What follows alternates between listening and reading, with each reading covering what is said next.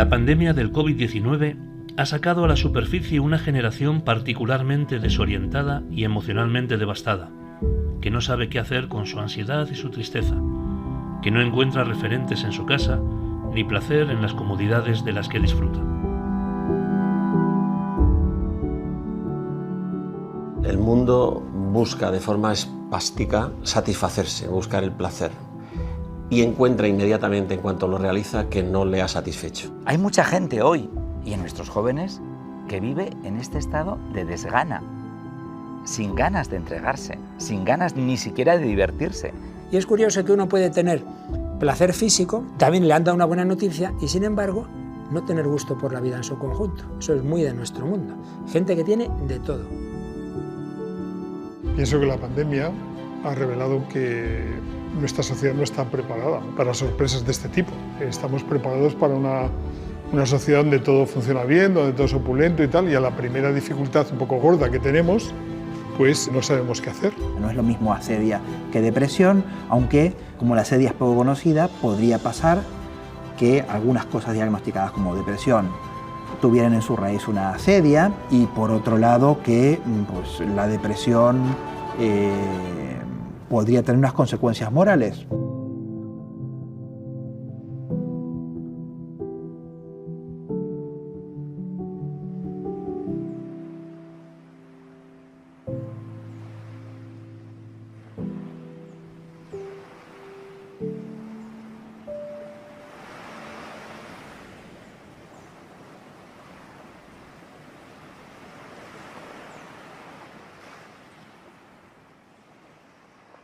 En esta sociedad ahora hay un concepto de felicidad que se está extendiendo, que es un concepto que puede hacer más mal que bien. Es lo que se llama la psicología positiva. La psicología positiva, o la ciencia de la felicidad, es la que dice que la felicidad es una decisión propia que uno toma, independiente de las circunstancias externas que a uno le afectan. Es decir, yo puedo tener cualquier tipo de circunstancia en mi vida, adversa o no, pero está en mi mano y en mi voluntad.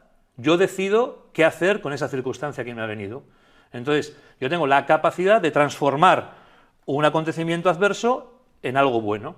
Es lo que llaman, que habréis oído muchas veces, la resiliencia.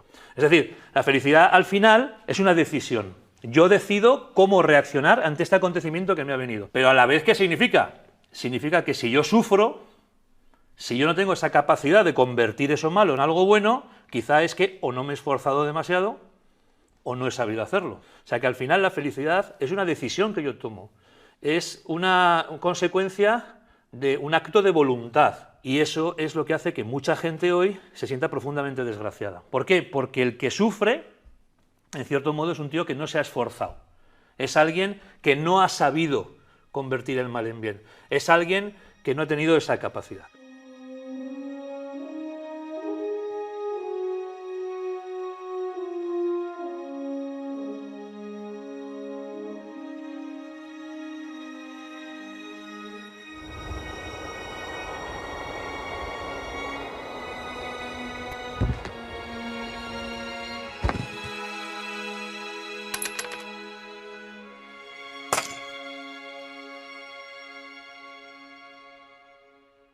El deseo de ser, de crecer, es el tiempo donde se hacen proyectos, ¿no? El futuro, una carrera, deseo de amigo, deseo tantas cosas que es normal que el hombre, casarme, encontrarme, vivir.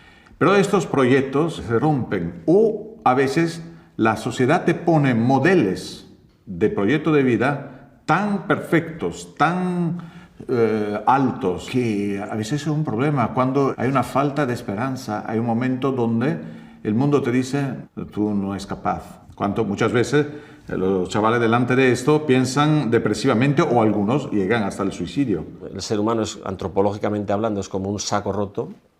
Tú le puedes echar lo que quieras, que nunca lo llenas.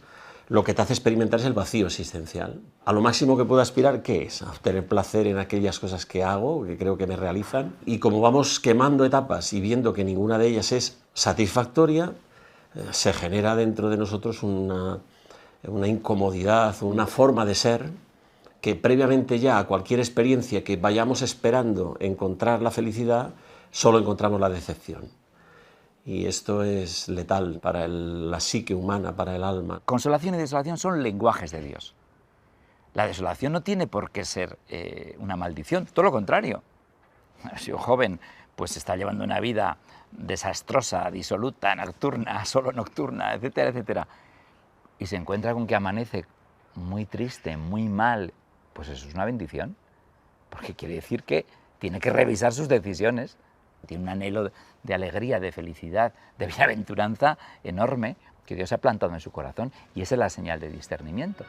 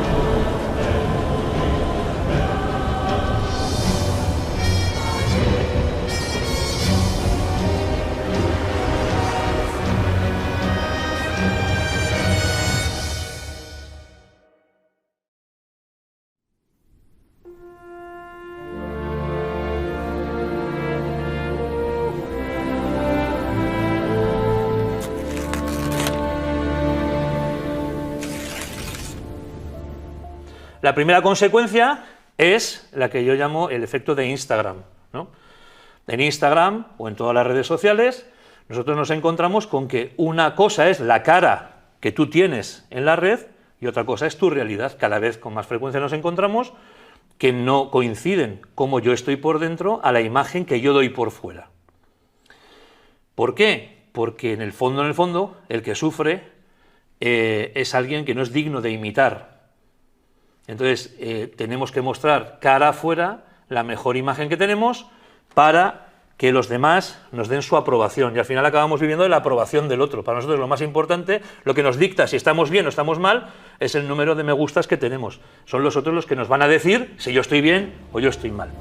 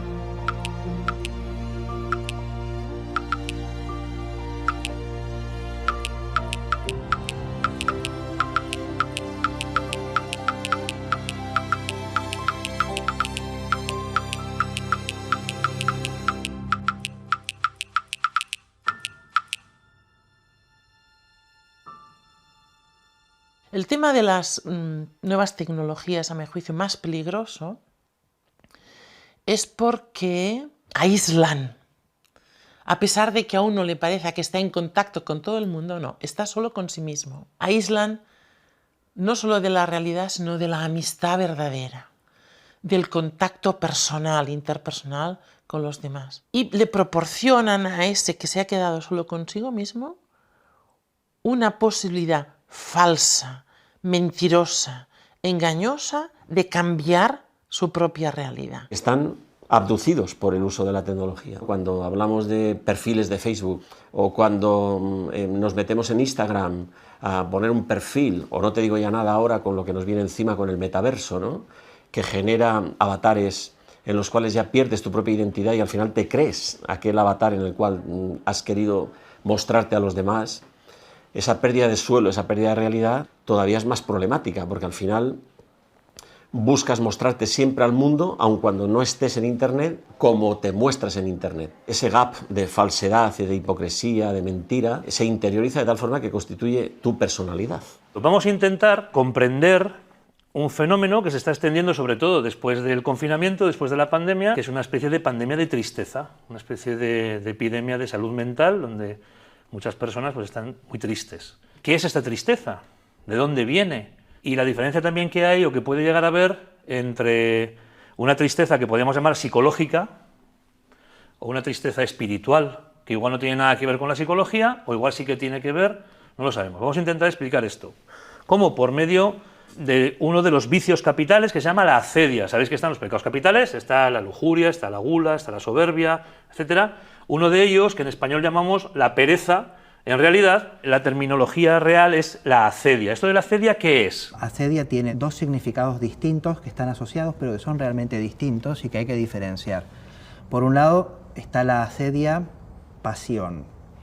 Es decir, en el lenguaje de la psicología medieval, la palabra pasión significa lo que hoy significaría emoción. Entonces, la acedia pasión es una de las especies de la tristeza. Santo Tomás trata muy detalladamente de las distintas pasiones, lo que hoy llamaríamos las emociones, las clasifica, y dentro de lo que sería la pasión de la tristeza, hay una que es la más grave, dice Santo Tomás, tristeza que oprime el alma, a tal punto que la persona queda como paralizada.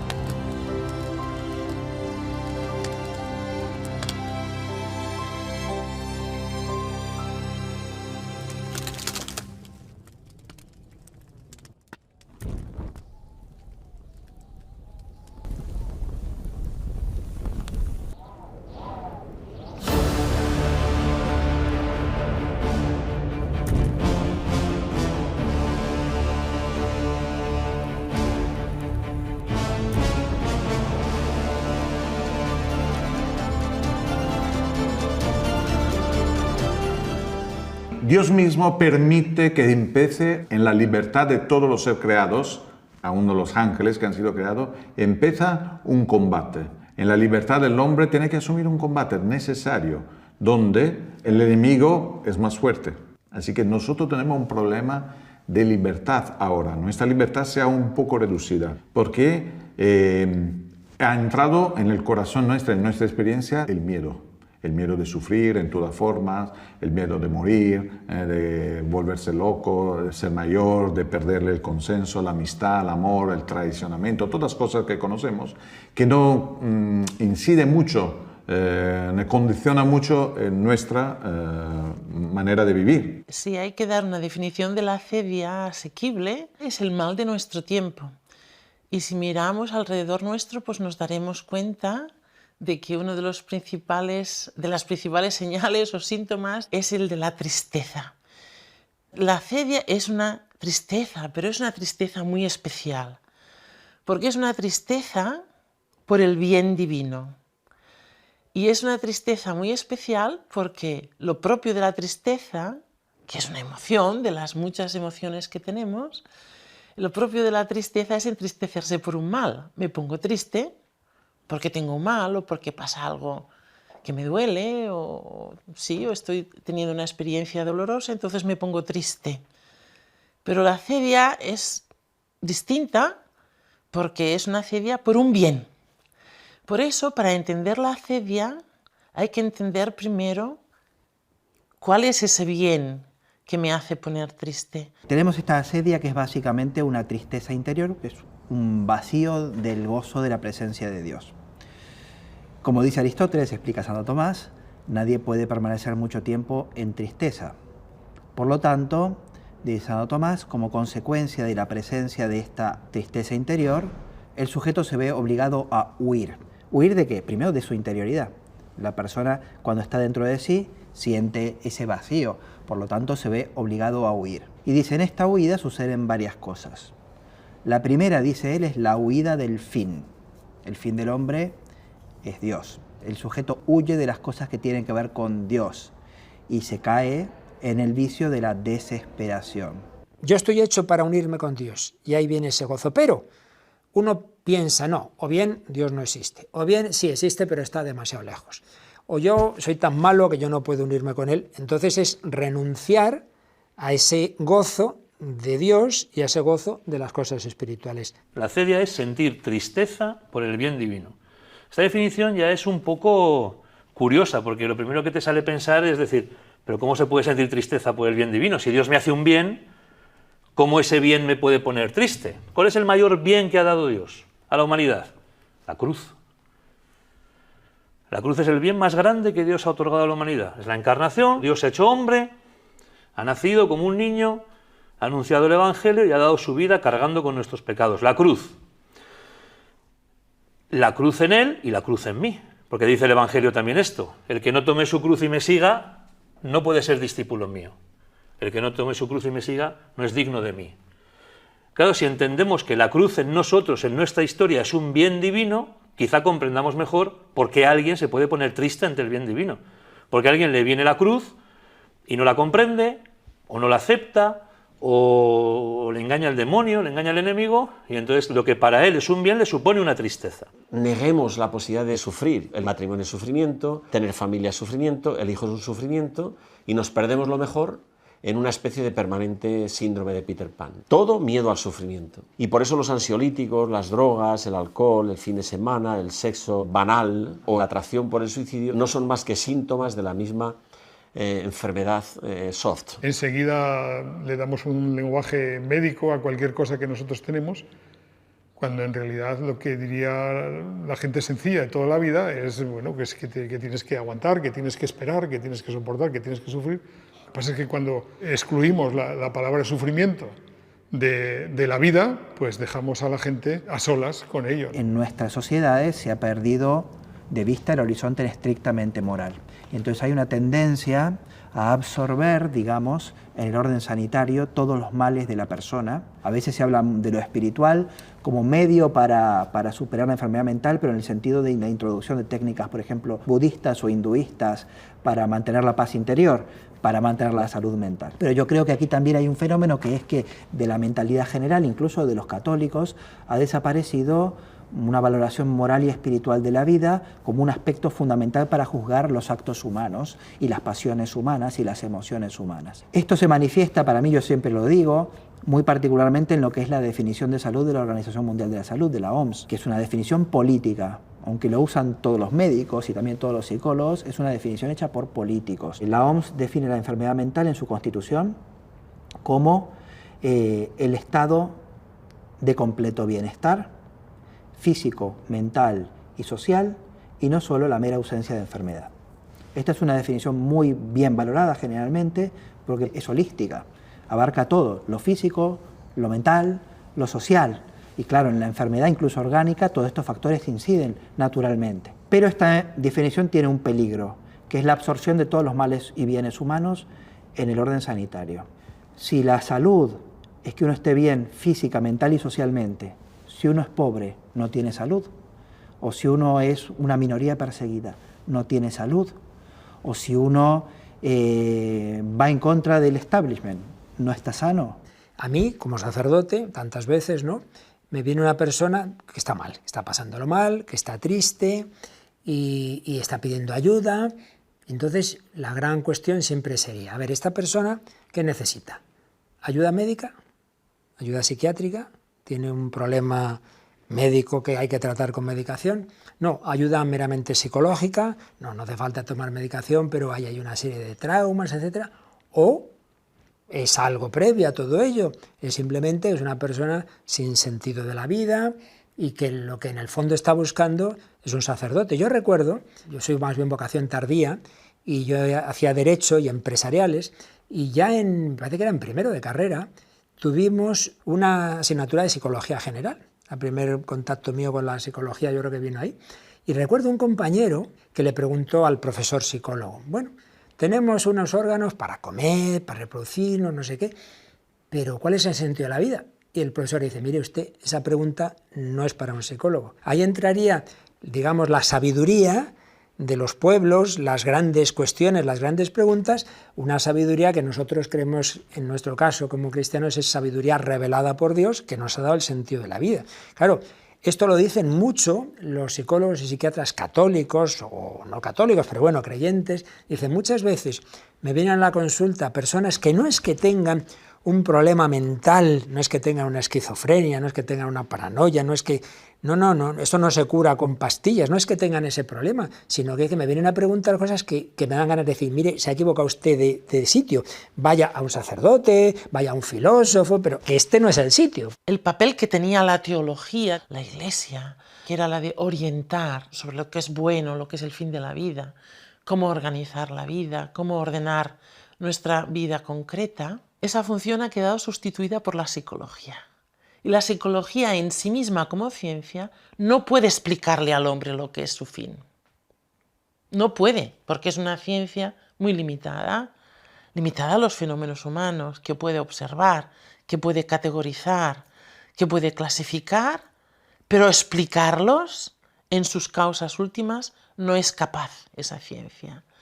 Y si nos ponemos todos en manos de una ciencia que no es capaz de explicar nuestras causas últimas, pues no vamos a avanzar mucho en la curación de nuestros males. Y una de las características más comunes de una persona que tiene depresión es lo que llaman los psicólogos la rumiación. Es decir, que tú tienes un pensamiento y lo pones a rumiar. Imagínate, mi padre no me quiere, me lo invento, y lo pones a rumiar, a rumiar, a rumiar, a rumiar, y no paras de pensar. Y eso te conduce a estar fatal.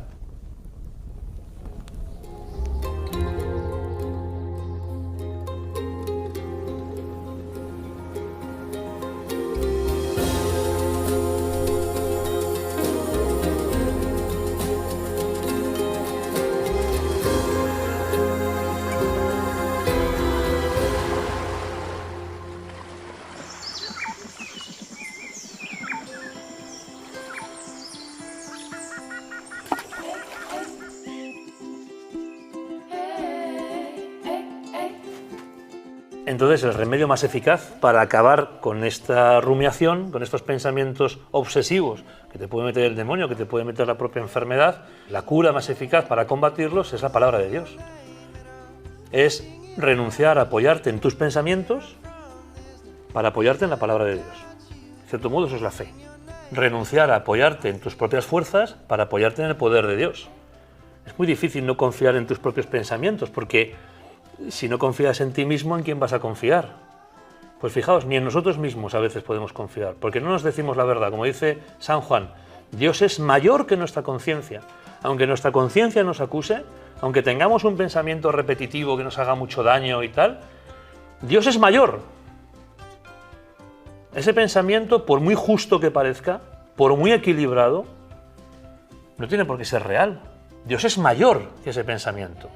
Por eso renunciar, apoyarte en tus pensamientos, ¿para qué? Para apoyarte en la palabra de Dios. Por eso, un católico que está sufriendo esta tristeza, es muy importante que lea la Biblia, que la escrute, que tenga la lección divina, porque en ella es donde va a encontrar verdaderamente la ayuda adecuada a los pensamientos, esos pensamientos destructivos que tiene una persona con depresión, tiene pensamientos destructivos.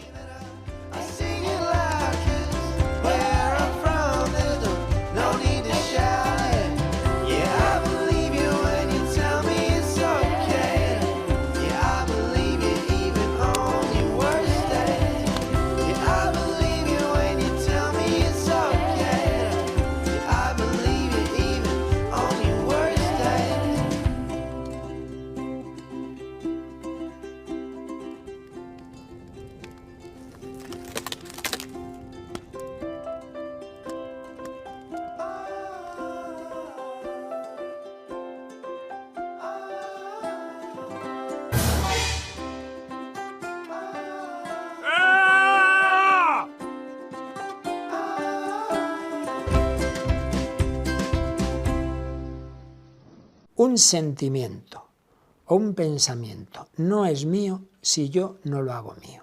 Por tanto, un sentimiento, yo siento odio, yo siento envidia, yo siento lo que sea. Bueno, ¿tú quieres eso o no? Pues no eres tú, no eres tú. No identificarte ni con tu sentimiento, ni con la tentación. Gente que sufre mucho. Padre, es que justo. Es que estoy en la iglesia, me vienen las blasfemias. Voy a comulgar y me vienen pensamientos impuros. Bueno, te vienen. Pues muy bien, te vienen. Como uno puede estar tranquilamente hablando los dos y fuera a ver un perro ladrando. Entonces podemos hacer dos cosas. Una, empezar a salir. Perro, cállate, no sé qué, pero qué perro, pero parece mentira. El dueño, ¿dónde estará? Nos distraemos y no hablamos. La otra opción, mira chico, vamos a seguir hablando y que ladre. Y al final se nos olvida el perro. Entonces, no asustarse. Hay pensamientos que nos vienen, hay sentimientos. No eres tú, no te identifiques con él. Sentir no es consentir. No decimos que no tenga tentaciones, sino no nos dejes caer, que es distinto. Aceptar la verdad de nuestra debilidad, de nuestra humillación, de nuestra herida, de nuestra creaturalidad, aceptarlo. Eso es un arma fenomenal. Aceptar mi cuerpo, aceptar mi carácter, aceptar mi familia de origen, aceptar mis pecados. Y es necesario encender una luz. La palabra de Dios es lámpara a mis pasos. El remedio de la acedia, el primer remedio de la acedia es la oración.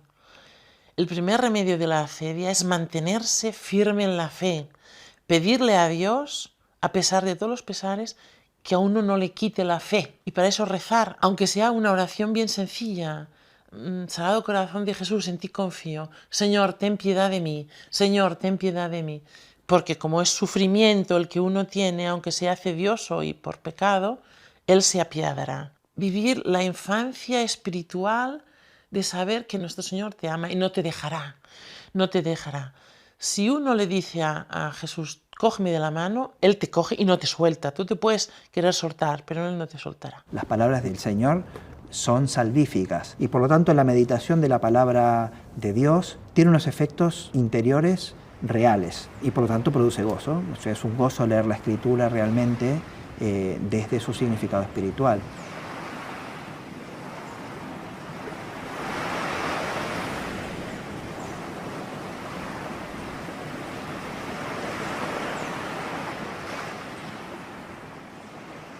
La depresión, que es propia de la falta de virtud, la tristeza que se va enraizando y se va incrustando en el ánima por falta de virtud, incapacita para el amor.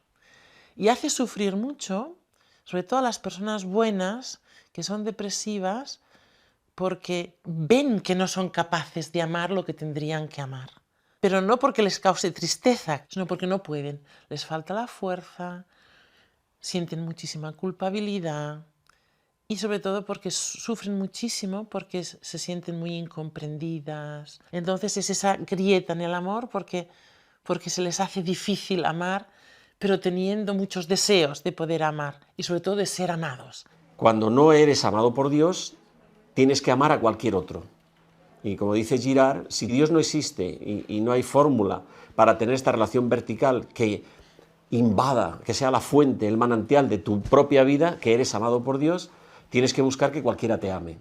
Y por eso idolatras al otro, y al idolatrarle al otro, si el otro mira a otro que no eres tú, matas. Eso es la violencia que llaman de género.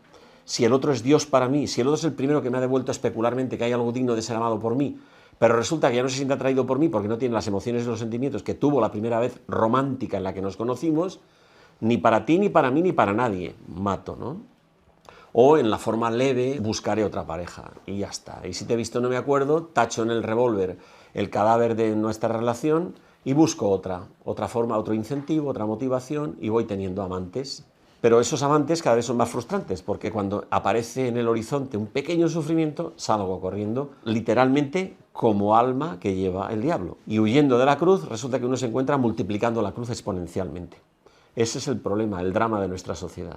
El rencor es esa impugnación referida a las personas que hacen a la persona presente ese bien del que está huyendo como un mal, es decir, el bien moral o el bien espiritual. Santo Tomás dice también rencor a los prelados, es decir, particularmente a los sacerdotes, pero se extiende en realidad a todas aquellas personas o instituciones que a la persona le hacen presente eso de lo que él quiere huir. Si la acedia es tristeza por el bien divino, el rencor, ¿hacia quién va? Hacia aquel que te procura el bien divino. Por eso dirá, en primer lugar, ¿hacia quién? Un acédico, ¿hacia quién va a sentir rencor? Pues hacia los sacerdotes, hacia los prelados, que dirá Santo Tomás, hacia la Iglesia, en primer lugar, porque son, ¿quiénes? Los catequistas, el director espiritual. Vas a sentir rencor hacia ellos, no vas a quererles bien, vas a pensar mal de ellos, vas a pensar que quieren un mal para ti, porque ellos son los que te están procurando ese bien divino, ese bien divino. Y no solamente ya a los prelados, a los sacerdotes, o un poco a los que tienen la responsabilidad de administrar los misterios en la Iglesia, sino también hacia cualquier otro. ¿Por qué? Porque el verdadero problema que tenemos es el otro, el otro. ¿En qué sentido es el otro? Tenemos un corazón que está diseñado para ser amado, en el que cabe un amor infinito. Entonces nosotros necesitamos ser amados siempre e incondicionalmente. Y entonces le pedimos al otro que nos ame siempre e incondicionalmente. Pero claro, el otro no puede, porque el otro es otra persona que también necesita ser amada siempre e incondicionalmente. Por tanto, más tarde o más temprano nos va a fallar, porque no tiene esa capacidad de llenar tu corazón con amor siempre e incondicionalmente. Por eso hay algún autor que dice que la depresión es una grieta en el amor. Se abre una grieta. En tu amor se ha abierto una grieta. Alguien te ha fallado. Y por esa grieta se ha metido la tristeza. Eso es la depresión. Una grieta en el amor.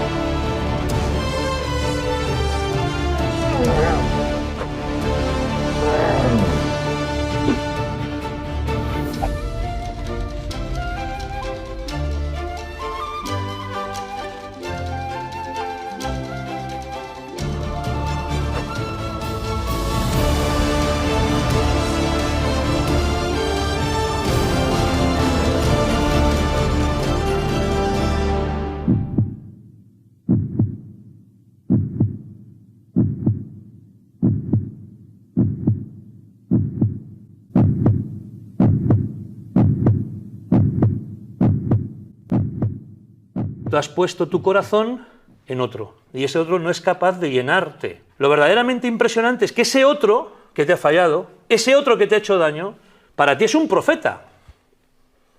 Es un profeta. Ese otro que no te ha amado como tú piensas que te mereces, para ti es un profeta, porque te está anunciando que el amor está en otra parte. Te está diciendo la verdad. Te está diciendo, yo no te puedo amar como tú quieres, pero es que nadie te puede amar como tú quieres, porque el único que te puede amar como tú quieres es Jesucristo. Por eso el que te hace un desprecio, el que te hace una grieta en el amor, el que provoca que tú tengas un sufrimiento afectivo, en el fondo te está haciendo una misión profética, te está anunciando el amor de Dios, que hay otro que es el único que te puede amar como tú quieres, como tú necesitas, es el único que te puede amar, que te puede saciar. Dice el profeta Jeremías una frase que puede desconcertar, pero que ayuda mucho. Dice, ay del que confía en el hombre, ¿no? Y dichoso el que confía en Dios. Puede parecer que esta frase es un poco que va contra el hombre, o que no te fíes de nadie, que la amargura crezca a medida que te vas haciendo mayor, y es justo lo contrario. Es decir, al hombre le puedes pedir lo que le puedes pedir, ¿no? El hombre te puede fallar. Hay que confiar en los hombres, hay que dejarles que te fallen, ¿no? Porque uno está con la certeza de que el que no te va a fallar es Dios. No hay ningún hombre que pueda hacer que los planes de Dios se lleven a cabo. Por lo tanto, nadie te va a destrozar el amor de Dios. Entonces, este amor incondicional al que estamos llamados es lo que Dios permite experimentarlo en nuestra vida, también con algunas decepciones, ¿no? Con estas heridas en el amor que están llamando a un amor más grande, tanto en el que te lo da, que sabes que al final solo Dios basta, y por otro lado también una herida en el amor en la medida en que tampoco nosotros sabemos amar con suficiente gratuidad. Y por lo tanto también estas heridas están revelando que nosotros no amamos con plenitud. Y el Señor permite ciertas situaciones para crecer, por ejemplo, en el desinterés, el no amar al otro por los frutos, por el consuelo que te da, porque responde como tú quieres. Por eso, en una herida en el amor, para crecer en el amor. Porque el suicidio es una oferta de salvación. Para un hombre que sufre y no sabe por qué sufre, plantearse esto y darle vueltas a esto y admitir la sugerencia mimética de que otros lo han hecho y que yo no soy lo suficientemente valiente, se plantea como un reto heroico, de afirmación de sí mismo frente al sufrimiento insoportable. Como no lo entiendo, ¿cuál será la solución para esto? Como ya no hay esperanza porque nadie cree en Dios, que es el fundamento de la esperanza posible, y lo único que tengo es concebir la vida como un segmento que empieza y se acaba y no sé de dónde vengo ni a dónde voy, o en todo caso sí sé a dónde voy, que es al cementerio y a desaparecer en una urna, pues a lo mejor es que hay que anticiparlo y que no llegue en ningún momento a alterar mi vida de placer y de bienestar o de repetición de la satisfacción permanente, el hecho de que cuando me venga una tentación de soledad insoportable, de sufrimiento insoportable, de frustración amorosa insoportable, de enfermedad insoportable, la solución es esa. Y eso es porque no se ha encontrado el sentido del sufrimiento. El sentido del sufrimiento, que es en el fondo el paradigma de la cruz, lo que está diciendo es, espera un poco, ¿no? Espera un poco, sé paciente. Nuestra sociedad no sabe lo que es la paciencia. Si pensamos entonces en la causa, a mi juicio es la crisis grave y el ataque grave a la familia. Uno, para poder formarse en su personalidad de una forma seria, equilibrada, alegre, firme, tiene que tener experiencia de lo que es la paternidad. Tiene que tener experiencia de lo que es la esponsalidad, la entrega esponsal. Tiene que tener experiencia de lo que es la fraternidad en todas sus dimensiones. Y luego, sobre todo, tiene que tener experiencia, y esa es fundamental, de lo que es la filiación. Si faltan esas 4 cuerdas, la personalidad difícilmente se va a poder formar, expresar y manifestar y dirigirse y orientarse hacia aquello que está llamada.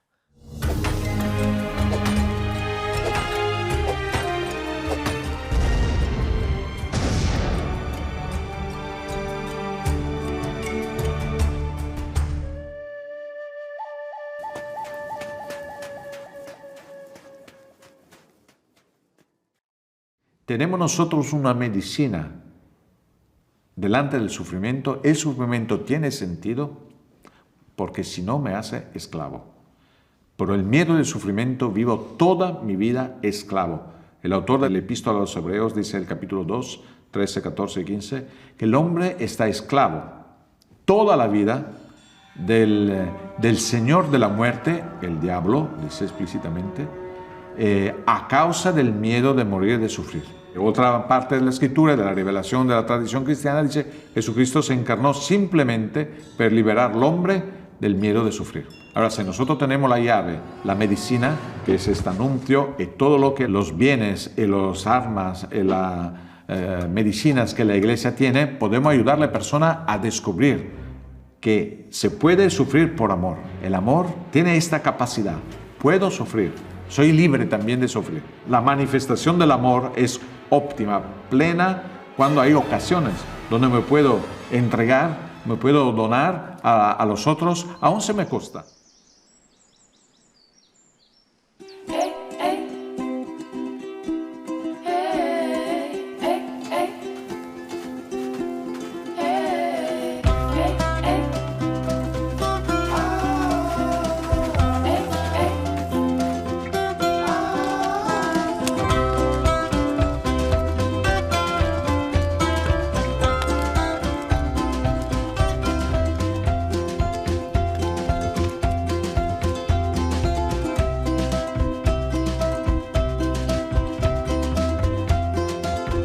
si esta puerta del miedo de la muerte se abre y hay una salida, hay una luz, yo salgo de la esclavitud del miedo y soy libre de ser mí mismo, de hacer lo que quiero, lo que me gusta, encuentro paz, salgo de la depresión. Si no, estoy esclavo todo el tiempo del placer.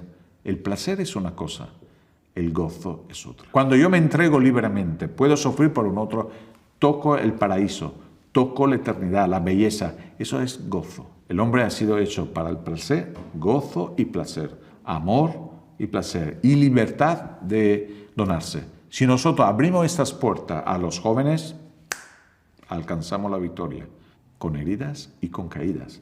Pero siempre hay una esperanza que es más grande de la muerte, porque el Señor de la vida, nuestro Señor Jesucristo, tiene poder sobre la vida y es más tenaz del tonto de la muerte, del ángel tonto de la muerte.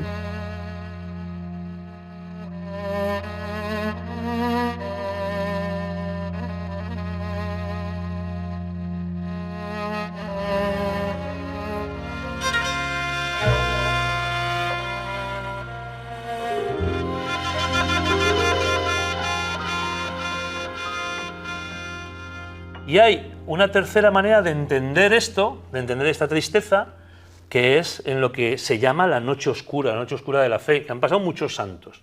Esta noche oscura, que es ese periodo de tristeza, de desesperación, de confusión, de oscuridad, en el que no ves nada, pero que te está preparando para la unión con Dios. Por eso dice San Juan de la Cruz, respecto a la noche oscura, que si Dios quiere que un alma se una con Él íntimamente, cuando Dios se quiere unir a un alma de forma íntima, con una intimidad especial, la tiene que preparar por medio de la noche oscura. Uno no puede llegar a unirse íntimamente a Dios si no ha pasado por este proceso. Y esta noche, él la explica, San Juan de la Cruz, la noche de los sentidos, la noche de la fe, la noche del espíritu. Hay varias noches diferentes. Al principio, cuando uno empieza en el camino de la fe, es normal que uno tenga gracias especiales, que tenga, no sé, incluso apariciones, ¿verdad?, que tenga gracias muy importantes en la oración, pero conforme eso va pasando, al final eso se calma. Y este último periodo, antes de la unión definitiva con Dios, es una gran noche. Pues lo primero que hay que tener en cuenta es que esta noche oscura, si sirve para que un alma se una íntimamente a Dios, debería ser muy común. La mayoría de cristianos deberían atravesar una noche oscura. Por eso no debería ser raro que esa señora que lleva toda la vida en la parroquia, que va todos los días a misa, que reza el rosario, que ayuda, que enciende las velas, que pliega el mantel y que plancha las albas, de repente coja una depresión y lo pase fatal. No es una falta de fe, o no tiene por qué ser una falta de fe. Puede ser que sí, puede ser que tenga un problema psicológico, puede ser que no haya aceptado algún acontecimiento que le ha hecho daño. Pero ¿y si no? ¿Y si simplemente Dios ha querido meter a ese alma en una noche porque la quiere unir íntimamente a Él? Dios se sirve de todo para la noche oscura. Y una depresión real, incluso con causas biológicas, puede ser parte de nuestra noche oscura, como las tragedias que nos pasan en la vida, la muerte de un ser querido, una tragedia moral o la pérdida de trabajo. Entonces todo esto, que puede ir aparejado de una depresión real, puede ser parte de la noche oscura. No es que la depresión es noche oscura o que la noche oscura es depresión, sino que todas las cosas que nos pasan, que purifican nuestro apego a determinadas cosas, pueden ser parte de la noche oscura en la providencia divina. Y ahí hay que tener una fineza espiritual para darse cuenta si es así o no es así. Allí hay que tener mucha atención a la vida espiritual de la persona. Así es una persona que tiene vida espiritual seria. San Juan de la Cruz dice, el que va de pecado mortal en pecado mortal no está en la noche oscura. Pero claro, una monja carmelita, por ejemplo, que se siente como describe San Juan de la Cruz, hay mucha probabilidad de que esté en la noche oscura. Un cristiano que vive su vida espiritual con mucha seriedad, que tiene un director espiritual, que reza con profundidad y frecuencia, que participa de los sacramentos, medita la escritura, se forma, etc. Tarde o temprano entrará en la noche oscura porque, como dice San Juan de la Cruz, para llegar a Dios hay que purificarse. Y hay que purificarse en el cuerpo y en el espíritu. Cuando ya hablamos de noches oscuras, así más prolongadas, saber que entran en el plan de Dios, para que la parte, digamos, más orgánica nuestra, el sentido, se someta a la razón, noche oscura del sentido. Y la razón, a su vez, se someta a la fe y a los dones del Espíritu Santo, noche oscura del Espíritu. Entonces ahí el gran maestro de San Juan de la Cruz, que nos dice la diferencia fundamental entre una depresión y una noche oscura, es que en la depresión uno no tiene gusto por nada, mientras que en la noche oscura lo que le cuesta es la oración, porque el Señor está purificando ese sentimiento, cuesta meditar, y sobre todo que el santo, la persona con la noche oscura, no se queda ahí que no sé qué hacer, no, al revés, una persona superactiva, con energía, lo está pasando mal, pero dice una psiquiatra también, dice, la diferencia, una persona depresiva te deja agotada, te transmite ese pesimismo, el santo estará pasándolo mal por dentro, la Madre Teresa, nadie podía imaginar la noche oscura que tenía un montón de años, que transmitía. Pesimismo, desesperanza, todo lo contrario, alegría, su sonrisa, la esperanza, decían personas creativas, le gustaría sentir más el amor de Dios, no pasa nada, Dios te está purificando, Dios te está madurando, pero eso se ve desde fuera, claro, por eso también son momentos, esas crisis en que hay que tener un acompañamiento, porque si no, no se puede equivocar. Nosotros hemos traducido la felicidad por bienestar, porque no pase nada, por controlarlo todo, y no podemos soportar el vértigo que da no sentir nada, no escuchar la voz de Dios, el silencio absoluto en la oración, el no experimentar emociones, el tener que apoyarnos en la razón que nos dice la fe es razonable y apoyarnos en las experiencias pasadas diciendo hay motivos para tener esperanza. Pero todo se juega en este término, la libertad. Si Dios nos ha creado libres, nosotros no podemos vivir como un algoritmo la fe, como un mecanismo que una vez que te has convencido de no sé cuántas ideas ya funcionan e inmediatamente como una especie de arma arrojadiza contra la depresión vienen y te ayudan. No, es el combate espiritual. Y no hay ningún santo que no haya pasado por el combate espiritual, porque la fe no es algo que garantiza emocionalmente el sentido de la vida, sino que la fe es el arma para el combate a través de las armas de la luz. El Señor nos ha regalado a los santos que nos iluminan mucho sobre esto. Por ejemplo, Santa Teresita del Niño Jesús, pues es para nosotros una gran luz y ha ayudado a tanta gente. Por ejemplo, el último año y medio de su vida ya pasó una noche oscura muy fuerte. Y lo interesante es cómo ella vivió esta noche oscura, porque una de las primeras claves que ella entendió es que su relación con Jesucristo tenía que ser lo más gratuita posible. Por ejemplo, hubo un momento en que ella anhelaba mucho el cielo, pero se dio cuenta, en cierto modo, que al anhelar el cielo estaba anhelando algo más allá de Jesús. Y por lo tanto, ella dejó de pedir el cielo porque lo que le interesaba era sobre todo amar a Jesús por sí mismo, nada más, no porque lo que le iba a dar en el cielo, sino por Jesús mismo. Solo quería amar a Jesucristo, ni por los sentimientos que le daba, ni por las luces que le daba, sino por Jesús mismo. Y por lo tanto, este amar solo a Jesús, que suponía una gran noche porque no tenía otros regalos, ¿no?, también le daba una intimidad con él mucho más grande. Pero al mismo tiempo hay otra dimensión, que es la de poder unirse a los pecadores, a los que estaban alejados de Dios. Ella lo vivió así, le dio mucho sentido, porque Santa Teresita vivió en una época, final del siglo XIX, donde había un apogeo del ateísmo militante. Ella sufrió en sus propias carnes la burla de un ateo leotaxil militante. Lo vivió en sus propias carnes, porque en cierto modo se burló de ella. Pero ella, de frente a una reacción negativa, reactiva, lo que hizo fue ofrecer sus sufrimientos por los que vivían lejos de Dios. Y de alguna forma, su lejanía, diríamos, subjetiva de Jesucristo, ¿no?, o sea, en cuanto al sentimiento y tal, le hacía participar de lo que vivían esos pecadores. Dios nos retira el estipendio de consolaciones, dice San Ignacio, los curas ya entendemos qué es esto, es decir, Dios nos retira la paga para que amemos desinteresadamente, para que entendamos que todo don es gratuito, aunque no sea una baratija, pero que no lo hemos sacado nosotros con nuestro trabajo, que efectivamente es cosa de Dios, que por nosotros, aunque nos empeñemos, no logramos una alegría como la consolación o una caricia de Dios como la consolación, que tenemos que estar abiertos a los dones de Dios, que lo nuestro es respuesta a segunda palabra.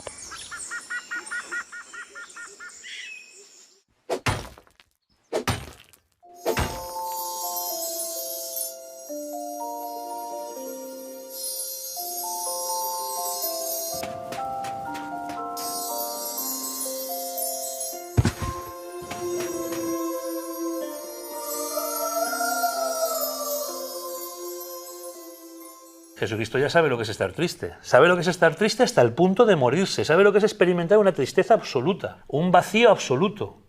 Lo sabe, Él lo sabe. Por eso la encarnación de Dios no estás solo, estás consolado. Él está contigo en tu soledad. Pero hay un matiz más importante todavía, que es descubrir que Jesucristo está vivo, está encarnado y está realmente ¿dónde? Dentro de ti. A mí me ayuda mucho pensar en la vida sencilla, humilde, cotidiana de la Sagrada Familia en Nazaret. Trabajaban, estaban contentos, rezaban, renunciaban, invitaban a la gente a comer, iban a visitar a los enfermos. Esa vida tan sencilla, tan cotidiana, tan normal, tan de todos los días, esa vida de familia doméstica, contemplarla en la persona de Nuestra Señora, del grandísimo patriarca San José, padre por excelencia de todos los padres, padre excelso del Verbo encarnado que le enseñó a rezar, le enseñó a trabajar, le enseñó a orientarse en la vida, le enseñó a ser hombre, a ser valiente. Considerar esa vida tranquila, cotidiana, es un gran remedio contra la acedia.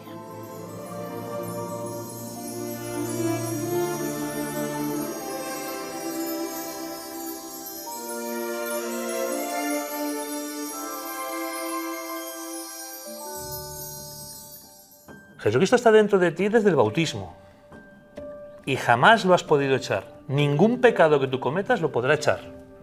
Siempre permanecerá. Es verdad que lo podremos rechazar, lo podremos tapar con muchas capas de tierra, de barro. Nuestros pecados pueden hacer que quede completamente oculto, pero está. Jesucristo está realmente dentro de ti. La cura de esta tristeza vendrá cuando tú puedas descubrir a Jesucristo dentro. Este es el tesoro que te espera. El tesoro que le espera al náufrago en la isla desierta es que en esa isla no está desierta. En esa isla está Jesucristo. Que en tu corazón está Jesucristo. Por eso la noche oscura te ayuda. ¿Por qué? Porque tu corazón lo que tiene son un montón de capas, un montón de dragones, un montón de monstruos, un montón de cosas que no te dejan ver a Jesucristo. Un montón de ídolos. Por eso viene la noche a quitar todos esos ídolos. ¿Para qué? Para que puedas ver lo que hay de verdad. Y lo que hay de verdad es Jesucristo. Está dentro de ti. Una sola cosa quiere ser contigo. Quiere estar siempre contigo. De manera que jamás estás solo. Jamás. E incluso cuando estás triste con Él. Porque está dentro de ti.